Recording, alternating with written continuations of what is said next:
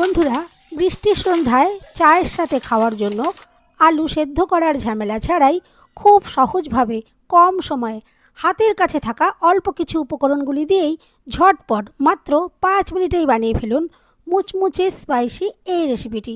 খেতে দুর্দান্ত লাগে। সম্পূর্ণ ভিডিও দেখতে থাকুন, আশা করছি ভীষণ ভালো লাগবে। নমস্কার বন্ধুরা, আমি পাপড়ি পদ্মাবতী ফুড ক্রিয়েশনে আপনাদের সবাইকে স্বাগত। আজকের রেসিপিটা তৈরি করার জন্য দেখুন, প্রথমে আমি এখানে নিয়েছি দুটো মিডিয়াম সাইজের আলু। আর এই আলুগুলো কাঁচা রয়েছে। আমি প্রথমে দেখুন খোসা ভালো করে ছাড়িয়ে নিচ্ছি।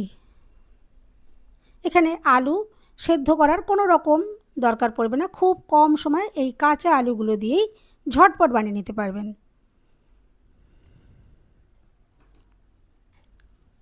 দেখুন, দুটো আলুরই খোসা আমি খুব ভালো করে প্রথমেই ছাড়িয়ে নেব।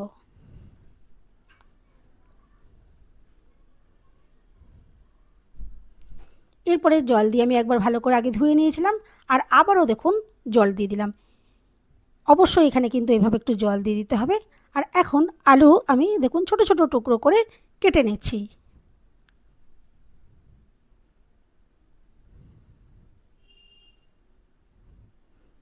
দেখুন, দুটো আলুই আমি এরকম টুকরো করে কেটে নিলাম। আর এভাবেই জলের ভেতরেই আমি এটা রেখে দিচ্ছি। এটা একটু সাইডে আমি সরিয়ে রাখছি। এখন আগে বাকি কাজগুলো করে নেব। এরপর দেখুন, এখানে আমি একটা জায়গা নিয়ে নিলাম, আর নিয়ে নিচ্ছি 1.5 বাটি ময়দা। 1 বাটি আগে নিয়ে নিয়েছি, আর পরে দেখুন এখানে আমি আরও হাফ বাটি ময়দা নিয়ে নিয়েছি। ময়দা দিয়ে এটা বেশি সুন্দর তৈরি হবে। এরপর দিয়ে দিলাম হাফ চামচ মতো কালো জিরে, আর নিয়ে নিচ্ছি দেখুন হাফ চামচ মতো জোয়ান। এটা একটু হাতে দেখুন আমি এভাবে একটু ঘষে দিচ্ছি, এতে কিন্তু ফ্লেভারটা ভীষণ সুন্দর আসবে। আর এখানে শুকনো লঙ্কা দেখুন আমি একটু ছোট ছোট টুকরো করে কেটে নিয়েছি। এতে ভীষণ স্পাইসি হবে, খেতে কিন্তু দুর্দান্ত লাগবে। তবে বাচ্চা যদি বাড়িতে থাকে লঙ্কা নাও দিতে পারেন। এরপর দেখুন স্বাদ মতো আমি এখানে নুন দিয়েছি, ভালো করে দেখুন মিশিয়ে নিলাম। এখন এখানে ময়ানের জন্য আমি দিয়ে দিলাম 3 চামচ মতো সাদা তেল। এরপরে হাত দিয়ে ভালো করে ঘষে ঘষে দেখুন মিশিয়ে নেব। এই ময়ানটা যত সুন্দর করে মেশানো হবে আজকের রেসিপিটা কিন্তু ততটাই সুন্দর তৈরি হবে। দেখুন খুব ভালো করে আমি এটা মিশিয়ে নিলাম। দেখুন এভাবেই হাত দিয়ে একটু ঘষে ঘষে মিশিয়ে নিতে হবে, যাতে তেল ময়দার সাথে খুব ভালো করে মিশে যায়। এরপর দেখুন মাঝখানটা আমি একটু এভাবে একটু জায়গা করে নিলাম, আর এখন এটা একটু সাইডে সরিয়ে রাখছি। এরপর দেখুন যে আলুটা কেটে আমি জলের ভেতর দিয়ে রেখেছিলাম সেটা দেখুন একটা মিক্সি জারের ভেতর নিয়ে নিলাম, আর ঢাকনা বন্ধ করে এখন ভালো করে পেস্ট করে নেব। আর এখানে কোনো রকম জলের প্রয়োজন হবে না, জল ছাড়াই এটা আমি দেখুন পেস্ট করে নিলাম। আর এভাবে আলুটা পেস্ট করে নেওয়ার সাথে সাথেই কিন্তু ময়দার সাথে মিশিয়ে নিতে হবে, নাহলে এটা কিছুক্ষণ যদি থাকে এটা লালচে ভাব এসে যাবে। সেই জন্যই দেখুন আমি আগে ময়দাটাকে রেডি করে নিয়েছিলাম সব কিছু দিয়ে, ময়ান দিয়ে। তারপরে দেখুন আলুটাকে এভাবে রেডি করার সাথে সাথেই ময়দার সাথে দিয়ে দেখুন মিশিয়ে নিলাম। আপনারাও ঠিক এভাবেই করবেন, নাহলে আলু যদি আগে পেস্ট করে রাখেন তাহলে আলুটা কিন্তু কালচে হয়ে যাবে, খুবই বাজে দেখতে লাগবে। এরপর এখানে অল্প অল্প জল দিয়ে মেখে নিই, যেখানে কিন্তু বেশি জল আর প্রয়োজন হবে না যেহেতু আলুর পেস্ট দেওয়া রয়েছে। আর এখানে দেখুন ডোটা একটু শক্ত করে তৈরি করতে হবে, আমি একটু শক্ত শক্ত করে ডোটা তৈরি করে নিলাম। আর রেস্টে দেখুন রেখে দিয়েছিলাম 10 মিনিটের জন্য। এরপর 10 মিনিট পর দেখুন এই ডোটা খুব সুন্দরভাবে সেট হয়ে গেছে। এখন আমি দেখুন ছুরি দিয়ে একটু কেটে নিচ্ছি। প্রথমে দেখুন এখান থেকে আমি হাফ করে কেটে নিয়েছি, তারপরে একটা হাফ অংশ নিয়ে এখান থেকে দেখুন 4টে টুকরো করে কেটে নিলাম। আর বাকি অংশটাও আমি এভাবেই 4টে টুকরো করে কেটে নেব।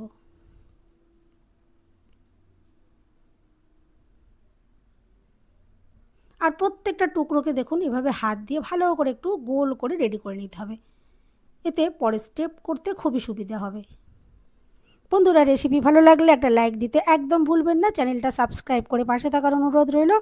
বেল বাটন ক্লিক করে রাখবেন, আমি যখনই নতুন ভিডিও আপলোড করব সঙ্গে সঙ্গে নোটিফিকেশান সবার আগে আপনার কাছে পৌঁছে যাবে।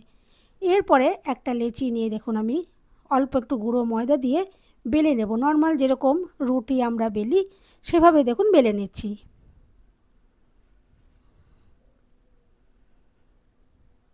এভাবে সব রুটিগুলোই আমি বেলে রেডি করে নেব। প্রথমে আমি 4টে আগে রেডি করে নিয়েছি আপনাদেরকে একটু দেখিয়ে দেওয়ার জন্য। দেখুন নর্মাল রুটির মতো করে আমি এটা বেলে নিলাম। 4টে রুটি দেখুন রেডি হয়ে গেছে।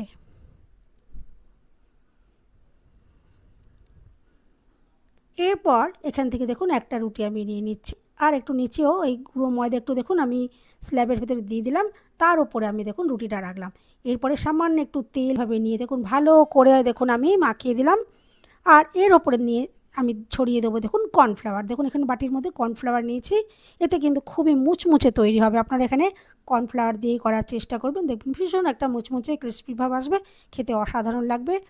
এরপর তার উপর দেখুন আমি আরেকটা রুটি দিয়ে দিয়েছি, আর ঠিক সেম একইভাবে একটু তেল ভালো করে হাতে আমি বুলিয়ে দিয়েছিলাম, তারপরে ওপর দিয়ে দেখুন কর্নফ্লাওয়ারের গুঁড়োটা ছড়িয়ে ভালো করে হাত দিয়ে মিশিয়ে নিয়েছি। ঠিক এইভাবেই আমি 4টে রুটি এখানে দেখুন একের পর এক এভাবে দিয়েই সেট করে নিয়েছি। এরপরে সব কটা রুটি দেখুন 4টে রুটি সেট করে নেওয়ার পরে ওপরে গুঁড়ো ময়দা দিয়ে আমি দেখুন এভাবে এখন বড় করে বেলে নেব। এভাবে যদি বড় করে বেলে নেওয়া হয় প্রত্যেকটা রুটি কিন্তু সুন্দরভাবে বড় যেমন হবে আর সাথে সাথে খুবই পাতলা তৈরি হবে, আর রুটিগুলো যত পাতলা তৈরি হবে আজকের রেসিপিটা ততটাই সুন্দর তৈরি হবে। দেখুন এরপর ওপরে আমি আবারও একটু সাদা তেল এভাবে হাত দিয়ে বুলিয়ে দিলাম, আর ওপরে দেখুন কর্নফ্লাওয়ার আবারও দেখুন ভালো করে হাতে ছড়িয়ে দেখুন এভাবে মিশিয়ে দিয়েছি। এরপর দেখুন দেখে তো বুঝতেই পারছেন আমি দু সাইড থেকে দেখুন ভাঁজ করে দিলাম, আর এই ভাঁজের ওপরেও আবারও সাদা তেল দিয়ে দিয়েছি, আর কর্নফ্লাওয়ার দেখুন দিয়ে ভালো করে মিশিয়ে নেব, কোনো জায়গায় যেন বাগি না পড়ে। এরপর দেখুন আবারও দু সাইড থেকে ভাঁজ করে চৌকো শেপ তৈরি করে নিয়েছি। আশা করছি আপনারা দেখে নিশ্চয়ই বুঝতে পারলেন। এভাবে দেখুন দুটো এরকম চৌকো শেপ আমি রেডি করে নিয়েছি। এরপরে একটা দেখুন এরকম চৌকো আমি নিয়ে নিয়েছি, আর এখন বেলে নেব, আর এই চৌকো শেপটা যাতে বজায় থাকে সেরকমভাবেই দেখুন বেলে নিতে হবে। এভাবে দেখুন আমি আবারও বড় করে বেলে নিচ্ছি।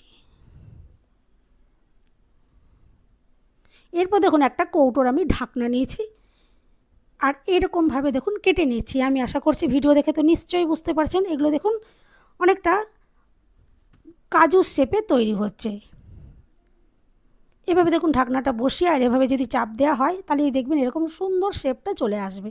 আর এটা তৈরি করা কিন্তু খুব ইজি, কোনো রকম মোল্ডের প্রয়োজন নেই। ঘরে তো নর্মাল এরকম যে কোনো কৌটো বা বোতলের ঢাকনা তো আমাদের সবারই থাকে, এরকম দিয়ে আর যে যেরকম সাইজের তৈরি করতে চাইবেন সেরকম মাপের ঢাকনাটা নেবেন। এর থেকে যদি বড় সাইজ বানাতে চান এর থেকে বড় ঢাকনা ইউজ করবেন, আর আরও যদি ছোট তৈরি করতে চান আরও ছোট সাইজের ঢাকনা ইউজ করবেন। আর কত সহজে যে কেটে নেওয়া যাচ্ছে আশা করছি দেখে তো বুঝতেই পারছেন। দেখুন কত ইজিলিভাবে কেটে নেওয়া যাচ্ছে, যেমন দেখতে সুন্দর লাগছে খেতেও কিন্তু অসাধারণ হবে। দেখুন এরপরে আমি আপনাদেরকে দেখিয়ে দিয়েছি, দেখুন যে সরু সরু যে অংশগুলো মাঝের অংশগুলো রয়ে গেছে এগুলো কিন্তু ফেলা যাবে না, এগুলো আপনারা ছোট ছোট টুকরো করে কিন্তু ভেজে নিলে কিন্তু এগুলোও কিন্তু সুন্দরভাবে খাওয়া যাবে, কোনো রকম অসুবিধা নেই। দেখুন এই যে কাজু শেপের যেই সুন্দর যে রেসিপিটা আজকে তৈরি হচ্ছে এগুলো যখন তুলে নিচ্ছে আর সাইডে দেখুন এক্সট্রা যে অংশগুলো রয়ে যাচ্ছে সরু সরু, আমি এগুলোর কথাই বলছিলাম, এগুলো ছোটো ছোটো টুকরো করে এগুলোকেও ভেজে নেবেন, সুন্দরভাবে খাওয়া যাবে। দেখুন সবগুলো আমি কেটে রেডি করে নিয়েছি। এরপরে কড়াই বসিয়ে দিলাম, গ্যাস জ্বালিয়ে দিয়েছি, আর দেখুন এখানে আমি দিয়ে দিলাম সাদা তেল। তেলটা খুব ভালো করে গরম করে নিয়েছি, আর তেলটা গরম করে নেওয়ার পর আমি গ্যাসের ফ্লেম একদম লো করে দিয়েছি। দিয়ে এখানে দেখুন কিছুটা এই কাজু শেপের যে আজকের যে নিমকিটা তৈরি করছি দেখুন দিয়ে দিলাম, আর এখন ভালো করে ভেজে নেব। একদম লো ফ্লেমে এটা ভেজে নিতে হবে, তাহলে ভেতর থেকেও যেমন সুন্দরভাবে ভাজা হবে আর বাইরের কালারটাও আস্তে আস্তে সুন্দরভাবে রেডি হবে। হাই ফ্লেমে কখনোই ভাজবে না, তাহলে ভেতরটা কাঁচা থেকে যাবে। দেখুন একটা ব্যাচ হয়ে যাওয়ার পর আমি দেখুন আরও কিছুটা দিয়ে দিয়েছি, আর দেখুন কত সুন্দর লাগছে, আর তেলে দেওয়ার সাথে সাথে একদম সুন্দরভাবে এগুলো ফুলে উঠবে।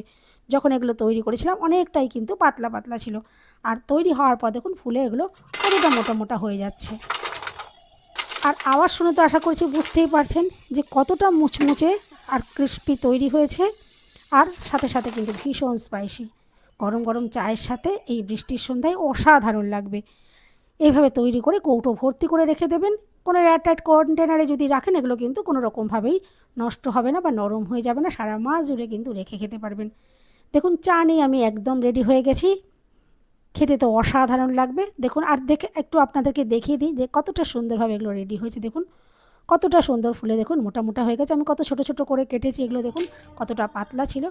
আর আওয়াজটা শুনলে বুঝতেই তো পারছেন। দেখুন প্রত্যেকটা একটু ভেঙে ভেঙে দেখাই, দেখুন কতটা মুচমুচে আর খাস্তা তৈরি হয়েছে। এভাবে অবশ্যই ট্রাই করতে পারেন। বন্ধুরা, রেসিপি ভালো লাগলে একটা লাইক দিতে একদম ভুলবেন না। চ্যানেলটা সাবস্ক্রাইব করে পাশে থাকার অনুরোধ রইল। সবাই সুস্থ থাকবেন, ভালো থাকবেন। দেখা হবে নেক্সট ভিডিওতে। একঘেয়ে বিস্কুট দিয়ে চা না খেয়ে ঘরে আলু থাকলে কিন্তু একবার এভাবে ঝটপট বানিয়ে ফেলুন। আর তৈরি করতে ভীষণই কম সময় লাগে আর ভীষণ সহজ। এভাবে অবশ্যই একবার ট্রাই করুন আর চায়ের সাথে এনজয় করে খান। আশা করছি ভীষণ ভালো লাগবে।